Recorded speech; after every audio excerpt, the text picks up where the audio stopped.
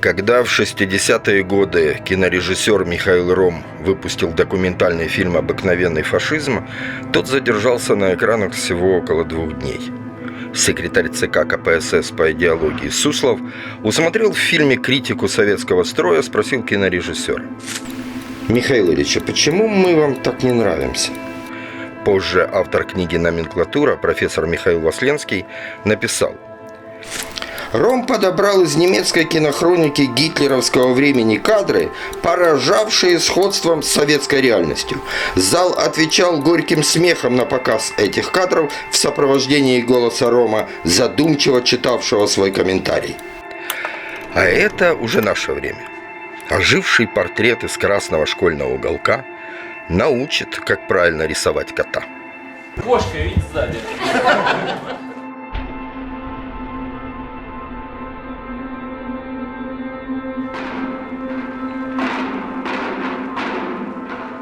Ах, эти красные уголки и пионерские комнаты. В маленьких головках советских детей они провели сплошные линии между 4 сторожевых вышек – ЧК, НКВД, КГБ и ФСБ. А за этими красными линиями такое. Какого цвета пирамидки? Обе белые. Оленька, какого цвета пирамидки? Обе белые. Обе белые. Обе белые. Подвинь, пожалуйста, к себе черненькую. А почему же ты сказала, что она белая? Вот тоже они сказали белые, потому что они сказали так. Вы спросите, как от Ленина, Сталина к Путину можно провести сплошную кровавую линию? Мы покажем. Согласитесь, и марксизм, и большевизм предшествовали нацизму, потому что требовали массового уничтожения буржуазии, как нацисты евреев. Более того, задолго до еврейского геноцида Гитлера большевики осуществили геноцид классовый, а Сталин в конце жизни готовил и окончательное решение еврейского вопроса. Вспомните фильм «Реприза» Аркадия Ваксберга. Также вспомните, что ЧК, чрезвычайная комиссия, называлась орденом меченосцев и рассматривалась как инструмент уничтожения. К слову, Путин в юности сам выбрал эту стезю, пошел в кегбисты. Большевизм, чекизм, нацизм, фашизм является не столько социальным или политическим явлением, сколько негативным свойством человеческой души, свойством патогенным и разрушительным, писал Эрик Фромм.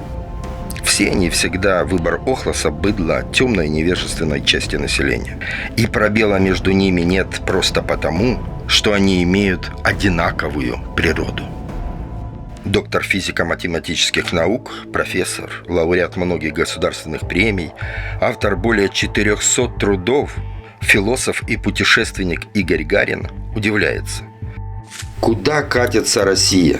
Есть все основания ожидать, что путь фашистской Германии она пройдет до конца. Что дает мне уверенность в таком прогнозе? Никогда так не бывает, что весь цивилизованный мир идет не в ногу, а мы с Бен Ладеном, Каддафи, Чен Ыном в ногу. Я объездил 142 страны и могу засвидетельствовать гибельность пути, по которому идут только Северная Корея, Венесуэла, Иран, Куба. Вот вам, пожалуйста. Зачем я здесь цитирую умных и мудрых людей? Кто их слышит? Давайте не будем притворяться. Сейчас совсем иные голоса звучат в головах. Раз, два, три. Сегодня русские солдаты бомбят мирные украинские города под рукоплескание российского общества и с благословения патриарха Русской Православной Церкви, который после нападения России на Украину нагло заявил: мы ни с кем не хотим воевать. Россия никогда ни на кого не нападала. Это удивительно, когда великая и могучая страна никогда ни на кого не нападала. Она только защищала свои рубежи.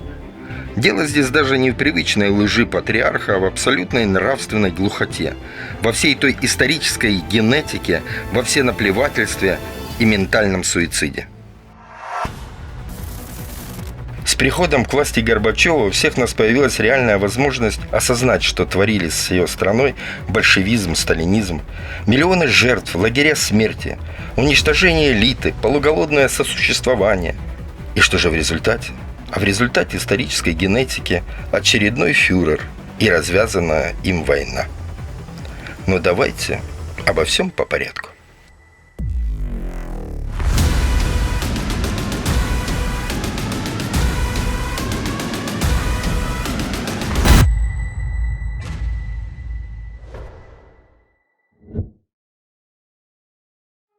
Название какого-либо события скрывает в себе всегда его суть. Но когда мы говорим «сталинский коммунизм» или какой-то «кмерский», они же явно не одинаковые. Китайские еще тоже. Можно всех назвать коммунистами, но они такие разные. Вот так же и фашисты разные.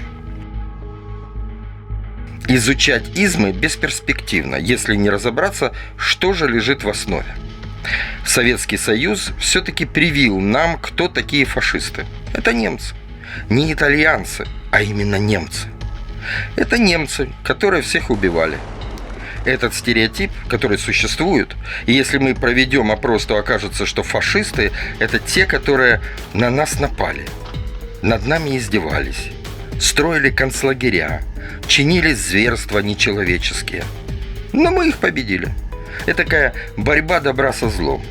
Но кто же такие фашисты, было неясно. Потом те, кто пытался разобраться в названии измов, начали говорить, что это оголтелый национал-социализм, национализм, но суть по-прежнему была неясна. В 1995 году два выдающихся современника, итальянский ученый и философ Умберто Эко и известный российский писатель Борис Стругацкий, независимо друг от друга, выделили 14 свойств, характерных для коренного фашизма. Итак, культ традиций.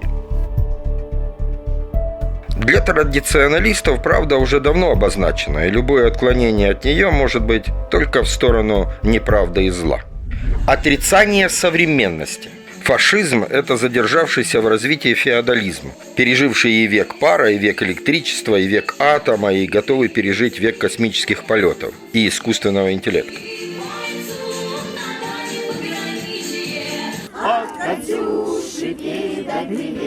Действие ради действия.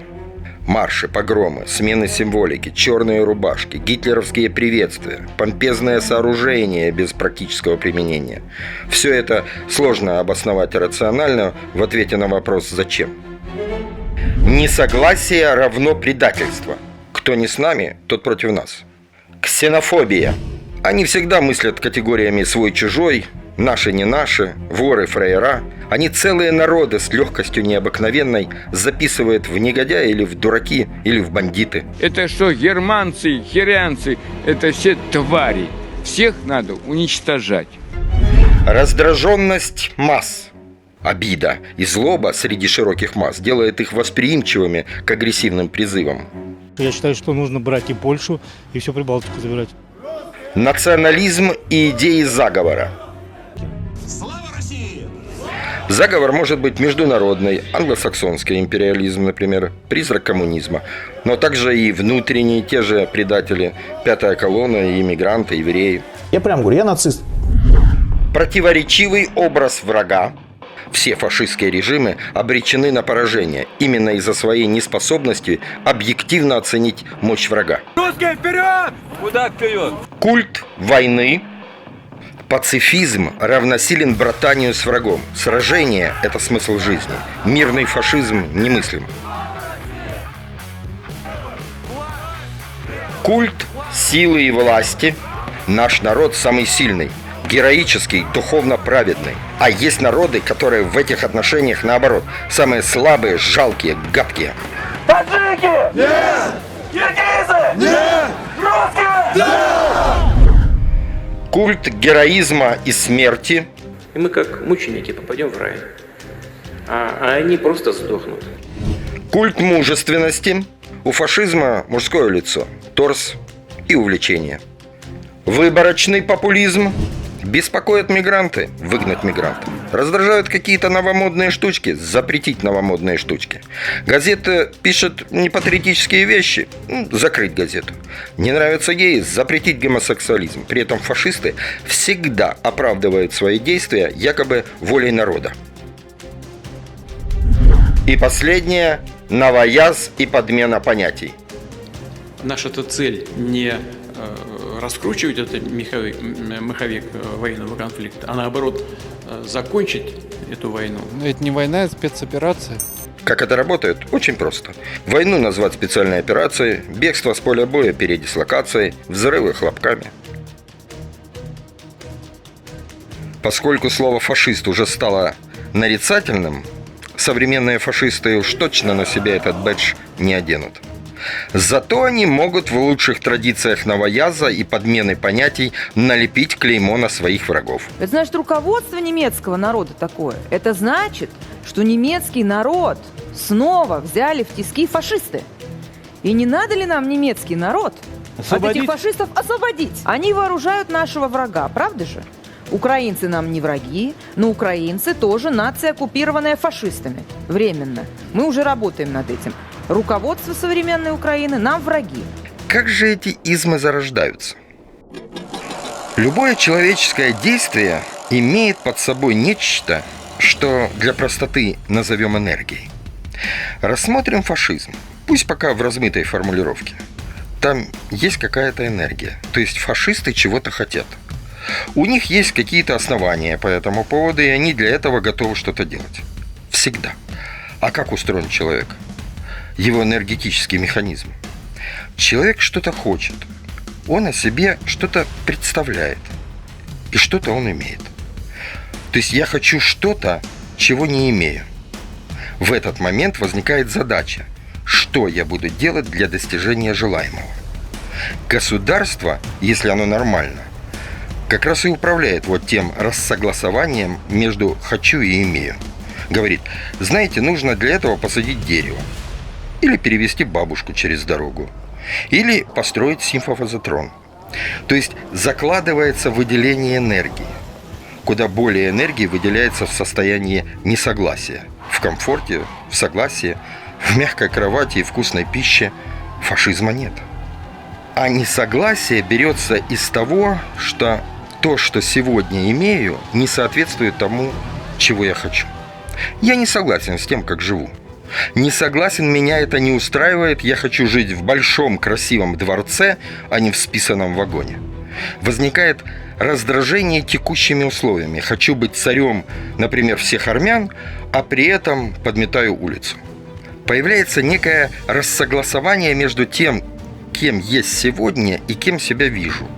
Если мы находимся в умном государстве, то умное государство использует энергию этих людей содержательно. Не разрушительно, а созидательно.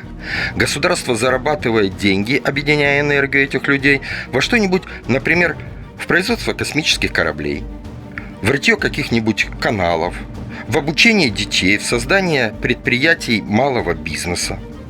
Основная функция государства – направить энергию людей, чтобы в результате что-нибудь заработать, если говорить простым языком. Еще киевским князьям давали вотчины в кормление. Помните, приди и правь нами. Они создавали хорошие условия, чтобы развивалось общество, был получен хороший урожай, а десятину оставляли себе. Но если люди объединялись в массы, толпой это назвать нельзя. Это другой социально-биологический механизм, который работает уже по иным законам, где движущей силой вперед является страх. Данте. Страшный суд. Если вы будете плохо себя вести, мы при выходе из церкви нарисуем вам это. И это сделал Микеланджело. Это вызывало ужас. Народ крестился, понимая, что нужно как-то себя вести приличнее. Пытались ли люди на протяжении своего существования как-то обуздать этот животный страх и превратить его в нормальное состояние? Конечно. Например, папа Иоанн Павел II написал трактат «Личность и поступок». Он объяснил, что люди, которые принимают решения и действуют относительно своих физиологических потребностей, практически живут как животные, а те, которые выходят за рамки физиологических потребностей, это личности, которые совершают движение вперед.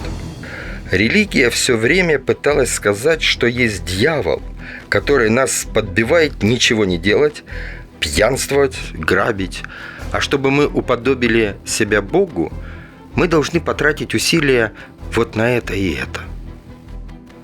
Вокруг того, куда потратить жизненную энергию, вызванную страхом, ведется борьба последние 5000 лет.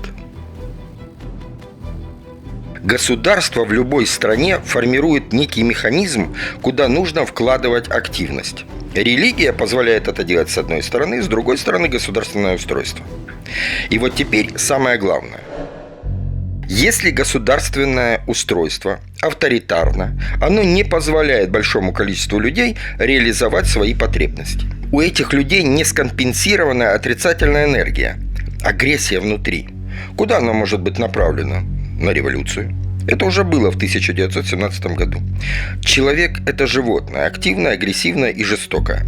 Особенно тогда, когда государство сконцентрировало энергию своих граждан на том, что, мол, мы окружены врагами, которые на нас хотят напасть. Поэтому основная задача для нас – защищать Родину. И россияне получают такую прививку с самого начала жизни. Общий посыл: сейчас у нас нет войны, но потом она обязательно будет, и к ней нужно готовиться. А если в это время вы живете плохо? А почему вы живете плохо? А потому что у вас чего-то нет. Или потому что, например, Обама черный. Или потому что все украли гомосеки. Или потому что в Украине клоун-президент. Да, доигрался клоун, а что поделаешь? По любой причине существует так называемая внешняя обвинительная реакция. Такая реакция для любого правительства – громоотвод, который позволяет заземлить энергию подданных. Поэтому, когда общество сильно недовольно тем, что происходит в стране, нужно организовать войну и указать врага. Пусть им будет Украина. Почему она нам враг? Потому что у нее все есть, а она спит и видит, как нам нагадить. Русский патриотизм. Угу. Этот русский ура-патриотизм оказался ненавистью к другим, а не любовью к своей стране. Когда служение человеку, его правам и свободам переходит в ура-патриотизм, начинается деградация, утрата совести, страну охватывает тьма, которая называется тьмой сознания. Мы отнимем у вас вашу конституцию. Посажим ее на Крещатике вместе с вами на ваших же огнях, как вы любите. А деградация нравственности и сознания – это прямой путь к фашизму. Вспомните судьбу евреев в СССР. Каждый раз, когда росла цена на золото, начинались еврейские погромы. Равно как когда цена на хлопок, начинались антинегритянские выступления. Но евреев обвиняли во всем. Мы же помним, что если в кране нет воды, куда она подевалась? Без вариантов. И тут нам и думать нечего. Нужно у них эту воду забрать. Мы начинаем предъявлять требования, сбрасывать свою агрессию. В этот момент мы воины Святого Грааля, а они воины дерьма. Мы хорошие, а они плохие. Мы Иван-Царевичи, Д'Артаньяны, Зорро, а они неонацисты и шайтаны. Причем всегда нужно смотреть экономику. У проклятых укров не только в каждом доме унитаз и стиральная машина, но и в лотке для кошки не дармовой песок из леса, а специальные гранулы, поглощающие жидкость и запах. Из магазина. Больной народ, ты посмотри, сколько у них больниц. А они специально, подожди, в чем прикол, они специально покупают какую-то фигню, туалет кошачий. Не песок просто, и не тряпочку ложат, а у них такой ящичек, и там какая-то такие катышки. Специально тратить деньги на кошек. Как бы песок, но за деньги. Как это могут понять посетители черноморских курортов по бесплатной путевке от профсоюза? Это не лечится, как не лечатся и русские ватники, десятилетиями живущие на Брайтон-Бич. Даже в крупных университетских городах в Академии наук страны никто не спорит, гробовое молчание. Здесь надо иметь в виду, что так называемая русская литература или русская идея, или сам русский язык тоже могут стать оружием. Могу привести наиболее яркие примеры Достоевского, Тютчева, Тихомирова, Ильина или Солоневича, использующих огромный природный дар во имя Константинополя, который должен быть наш. Или «Высшей исторической целью для русского народа является создание империи». Или «Россия может существовать только в виде империи». Вот вам русская интеллигенция. А сегодня русские считают, что они империя, и все здесь их территория. Кто такие украинцы в их понимании? Да никто. Посоветую укропам, сдавайтесь, все ваши грехи вымерзнут в наших гулагах. И даже хорошие русские говорят: ну как же, Одессу основала Екатерина, а мы являемся наследниками империи. Но она вам досталась каким-то там странным способом, теперь мы его не признаем. И все. Ваш суверенитет, говорят хорошие русские украинцы, был условный.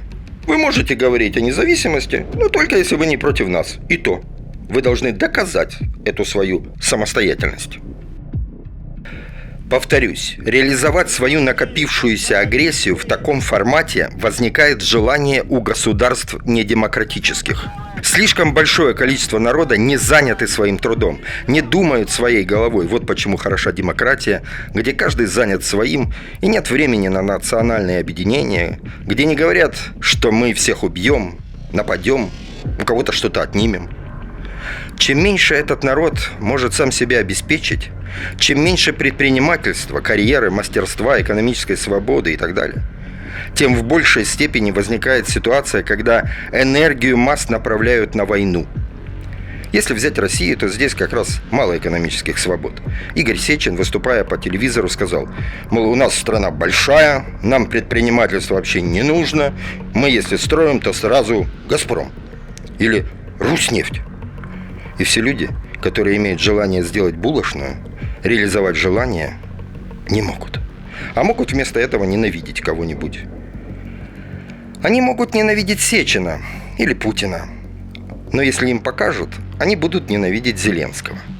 Или Байдена. Или кого-то еще. И уж показали. Другое мнение запрещено уголовной статьей. И что же мы будем иметь в результате? Все ставки сделаны. Известный русский аналитик Владислав Иноземцев призвал посмотреть правде в лицо. А правда состоит в том, что ни одна страна в мире не уничтожала такого количества собственных граждан, как Россия. Он пишет: рост численности населения царской России к концу XIX века характеризовался высокими темпами и постоянством. С 1810 по 1914 год количество жителей России без учета Польши и Финляндии выросло с 47 до 161 миллиона человек, то есть в 4 раза. Опираясь на эти тенденции, великий русский ученый Дмитрий Иванович Менделеев в своем труде «К познанию России» смог сделать прогноз численности жителей на 20 век. По подсчетам ученого, в 2000 году в России должно было проживать около 594 миллионов человек, 1 миллиард в 2026 году. Тогда как на самом деле в 2000 году в России проживало только 146,6 миллионов человек. Любопытно, что другой прогноз Менделеева о численности населения США в 1950 году сбылся с погрешностью в 0,5%. По прогнозу 180 миллионов, а в реальности 179. Колесо истории назад не раскрутишь. Или куда же запропастилась такая немыслимая прорва россиян? Чего не учел в своих расчетах великий ученый? 2 мировые войны, гражданская война, голодоморы, перманентные репрессии, ГУЛАГ, резкое снижение рождаемости, пьянство, наркомания, все не родившиеся из-за массового уничтожения жителей. Прочие напасти сожрали в стране более 2/3 потенциальных жителей. А ведь это тоже историческая генетика, граничащая с автогеноцидом. За 22 года ни одна натовская ракета в Российскую Федерацию так и не прилетела. А вот избыточная смертность при оптимизированной путинской медицине только в 2021 году составила более 1 миллиона человек. Сейчас Россия пугает весь мир не только ядерной бомбой, но и темпами ВИЧ-заболеваемости своих граждан. Получается, бандитская коррупция во власти много опаснее натовских ракет. Конечно, кто будет считать пушечное мясо, ныне добываемое уже по тюрьмам и колониям среди алкоголиков и бездомных, а затем бросаемое в топку русско-украинской войны? Если только в 20 веке страна утратила по разным оценкам от 75 до 100 миллионов человек. У русского мира существует много противоречивых кричалок. Скажем, рядом с «деды воевали» есть и такие: «Россия никогда ни на кого не нападала» или «Россия нигде не кончается». 40 миллионов выгребных ям, в которых, по словам Александра Невзорова, каждый год проваливается 100-120 человек. Черные избы с проваленными крышами, поваленные заборы, грязь, мусор, где ночью страшно выйти на улицу, где наркоманы, где кладбища полны могил молодых пацанов, жертв пьяных драк, отравлений паленой водкой, пьяной езды и тому подобное. Но вместо создания в стране нормальных условий жизни средневековое сознание выжигание мозгов нации. Такого школьники точно не ждали. Вместо сказочных эльфов – красноармейцы. Вместо хороводов – стрельба и метание гранаты. В этой резиденции развлечения с огоньком. Дед Мороз в мундире с погонами и каракулевой шапке с яркой звездой. Следовательно, разруха не в клозетах, а в головах. Мировоззрению русского человека одинаково чужды и прошлое, и будущее, и святое. «После нас хоть потоп», — кричит русский человек и сносит церкви и кладбища, на которых лежат его предки. «Зачем нам мир, в котором нас нет?» — кивает им Путин. Зачем нам такой мир, если там не будет России? В 2001 году Александр Литвиненко и Юрий Фельштинский написали книгу, стоившую первому жизни. В книге изложены подробности террористических актов ФСБ, взрывов жилых домов в России осенью 1999 года. А также содержится утверждение о связях ФСБ с преступными группировками. По материалам книги было снято несколько документальных фильмов: «ФСБ взрывает Россию», «Покушение на Россию», «Память убитого Литвиненко». Они доступны для скачивания в интернете. В 1998 году Литвиненко организовал пресс-конференцию, на которой заявил о том, что получил приказ совершить теракт, убить Бориса Березовского. С чем он не смог согласиться и поэтому был вынужден бежать в Великобританию. По версии британского правительства, убийство Литвиненко, на тот момент уже гражданина Великобритании, совершил бывший офицер Главного управления охраны Российской Федерации, а ныне депутат Государственной Думы Андрей Луговой. Именно он, как сообщают, добавил яд в чай Александра. Причина вопиющего факта атомного терроризма: Александра отравили радиоактивным полонием — критика Путина со стороны Литвиненко. Британские газеты в те дни писали, что по существу это была ядерная атака на Лондон. Жена покойного Марина с 2007 года добивалась открытого расследования этого акта терроризма, однако британские власти долго не решались его начать, дабы не осложнить отношения с Россией. Об этом в интервью главкому рассказал доктор исторических наук Юрий Фельштинский. По мнению историка, сейчас дело начали слушать не в последнюю очередь из-за войны в Украине, когда отношения с Кремлем испортились практически у всех стран цивилизованного мира. А как же Скрипали? А Навальный? А другие? На запрос в интернете «Преступление Путина против народа» выскочит около 5,5 миллионов сайтов, форумов, блогов и фильмов в Ютубе. Здесь вы найдете сотни и тысячи карикатур и коллажей, на которых Путин изображен под Гитлера.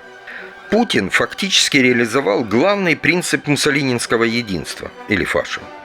По определению Муссолини все происходит внутри государства, никто против государства, никто вне государства. Именно таким фашо-государством выглядит нынешняя Россия. Закрытая, непрозрачная, лживая, где полностью уничтожены все ветви власти и все инкорпорировано в систему исполнительной власти. Партийная система пародийна, парламент и суд уничтожены, цензура и отсутствие свободных медиа. Большинство оппонентов власти в бегах или в гробах.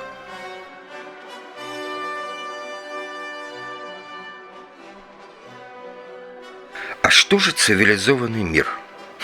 А мир спал, когда Путин бросил подводников Курска, когда организовал подконтрольные теракты и травил газом людей в Норд-Осте, жег детей из огнеметов в Беслане. А где были его соотечественники? Мир спал, когда он убил Немцова. А где были его соотечественники? Мир спал, когда он напал на Грузию. А где были его соотечественники? Мир спал, когда он воевал в Сирии, поддерживая военного преступника Асада, который применил химическое оружие по мирным жителям. А где были его соотечественники? Мир спал, когда он аннексировал Крым и оккупировал Донбасс.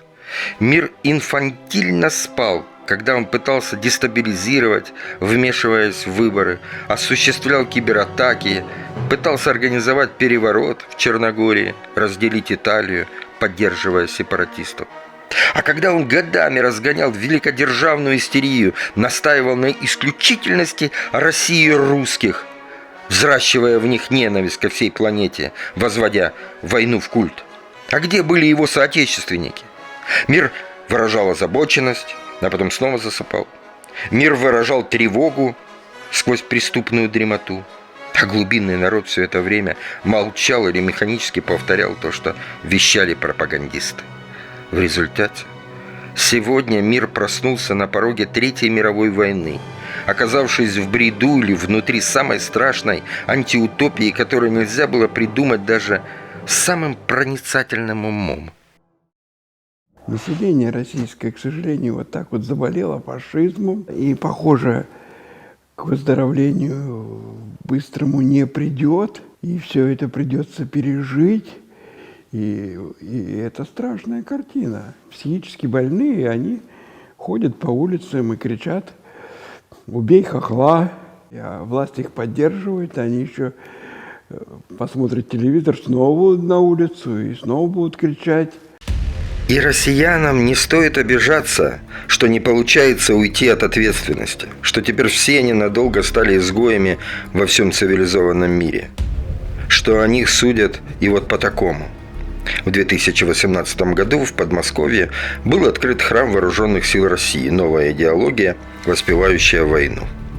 Заложили его сразу после аннексии Крыма. Чтобы войти в храм, нужно взяться за эту стилизованную дверную ручку.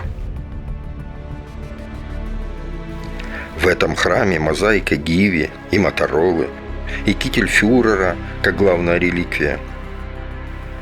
А правителю нравится этот православный кич? Нравится. Неужели никто не видит эту фальшь и позолоты, и веры, и патриотизма? Так что же такое рашизм? Вам расскажет об этом Иван Бурылов, написавший слово «комедия» на советском бюллетене для голосования и получившим за это 8 лет лагерей в далеком 1949 году. Расскажет Илья Яшин. Его посадили на 8,5 лет вчера за то, что войну назвал войной, убийцами убийц. Только и всего. Рашизм – это когда страна с историческим упорством ищет врагов и злодеев, гнобит и карает своих и чужих, навешивает ярлыки, либералам и демократам предпочитает царей и тиранов, народ превращает в темную зомбированную массу, соседей в покорных вассалов, а саму жизнь делает тошной и омерзительной.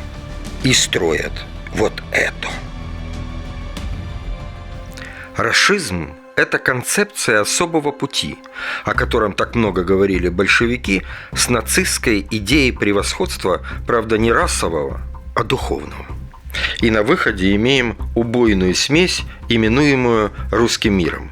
Убойную не только в том буквальном смысле, который уже 9-й год постигает Украина.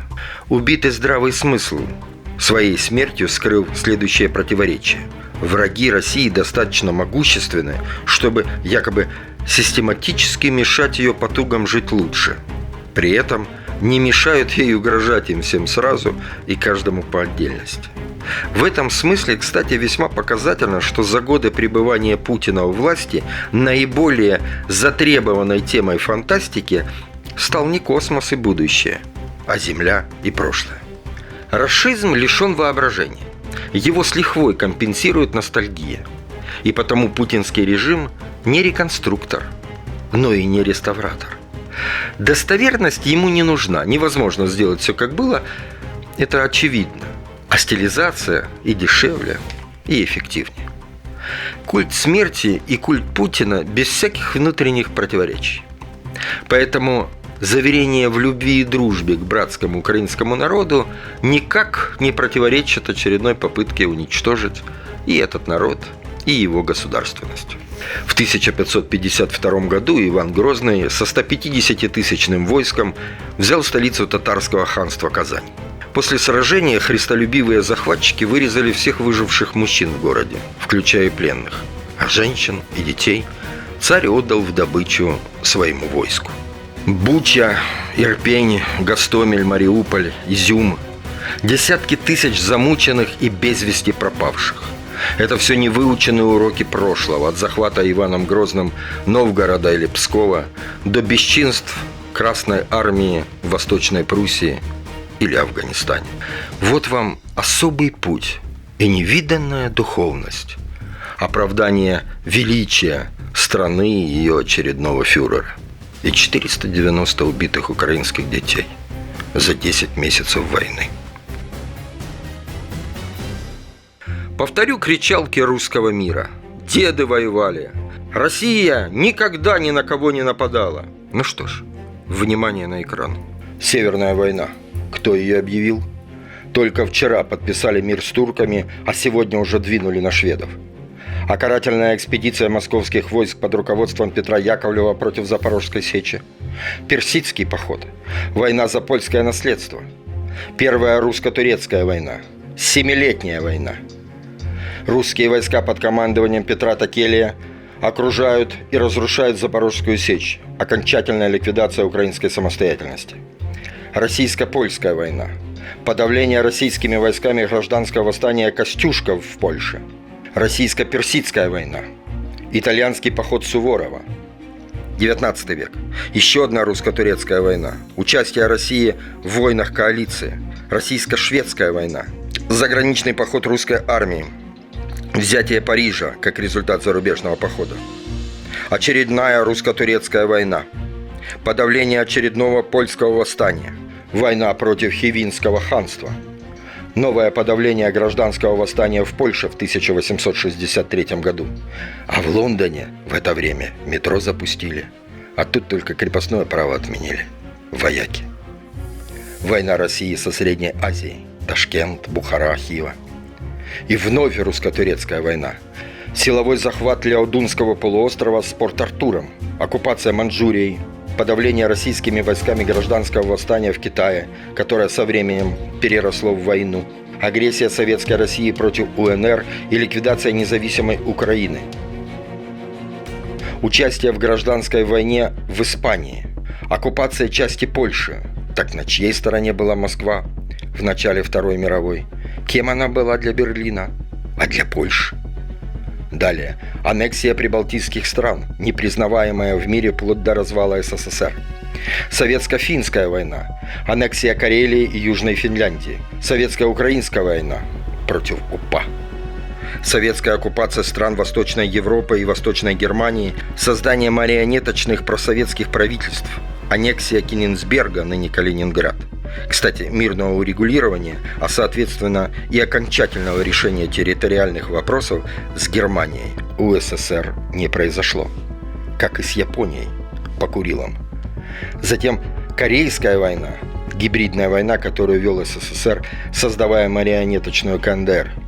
Такое же гибридное участие СССР во Вьетнамской войне. Военное подавление восстания в Венгрии. Интервенция войск СССР в Чехословакию. Военное подавление Пражской весны. Арабо-израильская война. Еще одно гибридное участие СССР в гражданской войне в Анголе. Гибридное участие СССР в Эфиопии. Афганская война началась со свержения спецназом СССР законного правительства и убийства президента Афганистана и дальнейшая полномасштабная десятилетняя интервенция. Приднестровский конфликт с Молдовой при участии 14-й армии Российской Федерации и российских казачков. Первая Чеченская война, Вторая Чеченская война.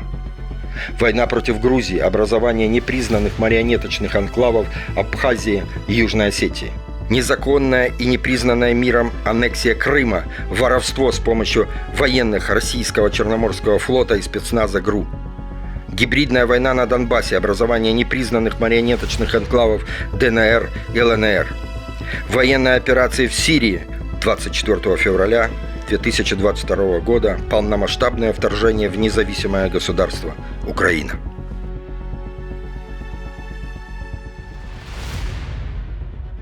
Это далеко не полный список войн, которые вела Россия. Это только те, которые она со времен Петра начала, вопреки известному пропагандистскому утверждению, мол, миролюбивая Россия такого никогда не делала. И в этом списке нет страшного голодомора 90-летней давности, унесшего жизни 5 миллионов украинцев, у которых Москва отняла все до зернышка и вооруженными отрядами закрыла территорию голода для перемещенных лиц. В учебник записала: погода виновата, не урожай был. А нынешней зимой свет, вода и тепло в домах украинцев пропадали по причине мирового катаклизма? Нет. Идет привычное уничтожение неугодных и свободолюбивых людей страной-агрессором. Историческая генетика – это тысячелетняя череда захватнических войн, создание самого большого по площади государства мира и ясное понимание того, о чем 30 лет назад сказала проницательная Валерия Новодворская, предвидевшая красно-коричневый реванш и бесславный конец. Пока Россия не возвратится к московскому княжеству размером в Бельгию, в ее агрессивной политике не изменится ничего. О пророческом даре Валерии Ильиничны свидетельствует и концовка ее последней статьи о исходе будущей войны, развязанной Путиным. «Боюсь, что Путин доведет ситуацию до доброго мира, когда ослабевшая, голодная, раздетая Россия будет на коленях просить у Украины кусочек хлеба с салом. Что ж, если это единственная цена за мир и за возвращение Украине Крыма, да будет так». Конец цитаты. Ну и напоследок процитирую вам Стругацкого, отправляясь проветрить наше колесо фортуны на фронте. Ужаснемся, заменим пару секторов, может быть, перезапустим.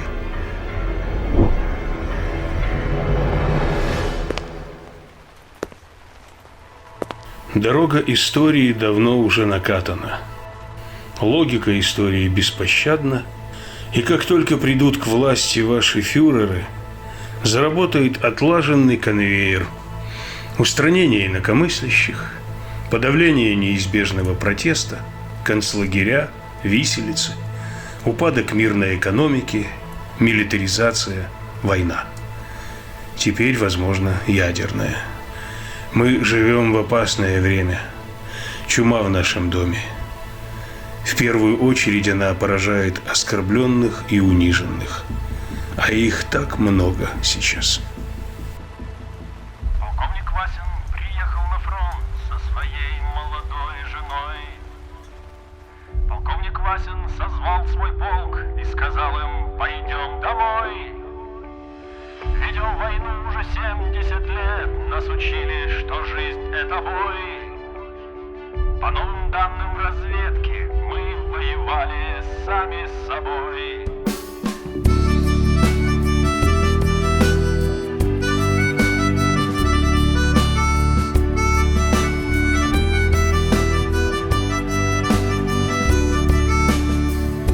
Я видел генералов, Они пьют и едят нашу смерть. Их дети сходят с ума от того, что им нечего больше хотеть. А земля лежит в ржавчине, церкви смешались с золой. Если мы хотим, чтобы было куда вернуться, время вернуться домой. Этот поезд в огне, и нам не на что больше жать. Этот поезд в огне, и нам некуда больше бежать. Эта земля была нашей, пока мы не увязли в огне. Она умрет, если будет ничей, пора вернуть эту землю себе.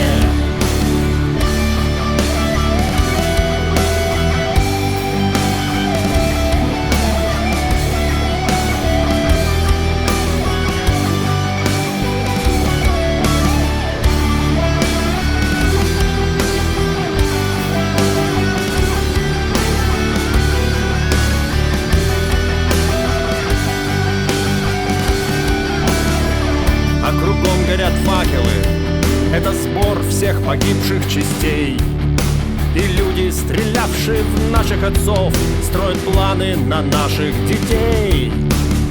Нас рожали под звуки маршей, нас пугали тюрьмой. Но хватит ползать на брюхе, мы уже возвратились домой. Этот поезд в огне,